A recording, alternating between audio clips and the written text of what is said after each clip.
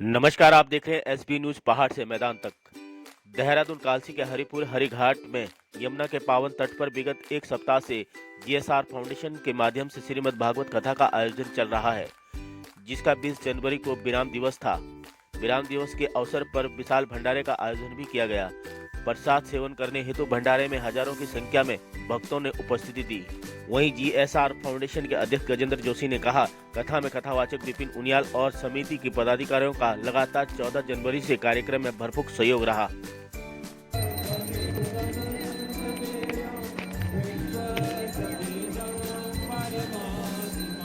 तो हरिपुर है, हरिघाट है, जौनसार बाबर का प्रवेश द्वार है।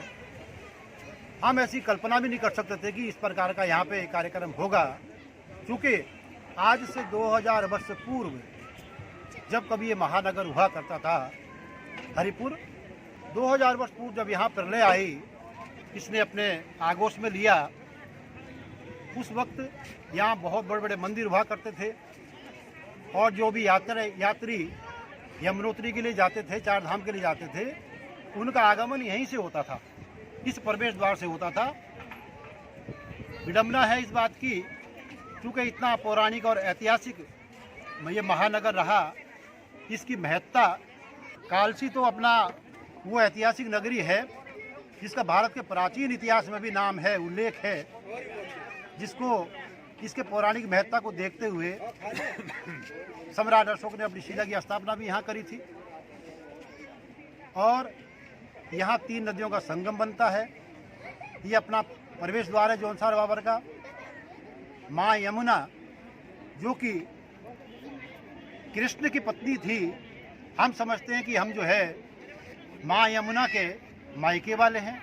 कि भागवत पुराण का जो अमृतपान किया है वो उनको सकारात्मकता देगी। और यहाँ पर जितने भी धार्मिक अनुष्ठान होंगे माँ यमुना जी के किनारे, हम तो ये चाहते हैं कि बहुत सारे धार्मिक अनुष्ठान हों। जितने धार्मिक अनुष्ठान होंगे उतनी सकारात्मकता आएगी, और जहाँ सकारात्मकता आती है वहाँ आस्था बढ़ती है, और जहाँ आस्था बढ़ती है वहाँ भक्तिभाव जागृत होता है, और यमुना जी के महत्व को लोग समझें। और इसका हरिपुर घाट जो है, ये ऐसा घाट बन जाएगा जैसे कि हरिद्वार में चंडी घाट, उसका रूप हम इसको देना चाहते हैं। और ऐसी व्यवस्था करना चाहेंगे आने वाले समय में सरकार से और आपस में जन सहयोग से, कि जो भी यमुनोत्री धाम के लिए यात्री जाते हैं वो जो तो वहाँ पहुँच जाते हैं, ठीक, कई लोग जा नहीं पाते किसी कारण से, तो वो एक यहीं पे एक धाम बन जाएगा, और वो यहाँ पे आकर के यमुनोत्री को प्रतीक रूप में यहाँ पे पूजा करेंगे, और यहीं से अपना वापस अन्य पवित्र जो हमारे तीर्थ स्थल है वहाँ को जा सकते हैं। और मैया जमुना जी के बारे में इस तरह का व्याख्यान शुरू करना, और विभिन्न धर्मों की, विविध हिंदू धर्मों की, दुनिया भर की पुरानी जो जितनी परंपराएं होती थी या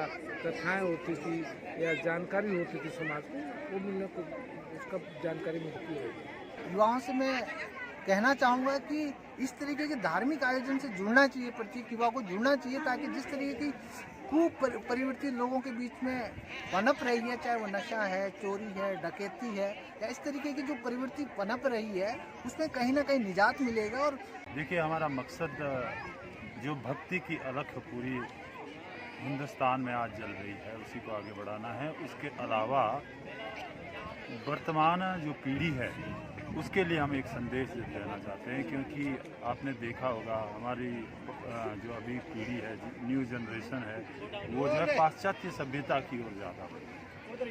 तो इस भागवत के माध्यम से और ऐसे धार्मिक अनुष्ठानों के माध्यम से हम उनको अपने संस्कार सिखा पाएँ और उनको अच्छे संस्कार दे पाएँ, ये हमारी मुख्य उद्देश्य इसके पीछे है।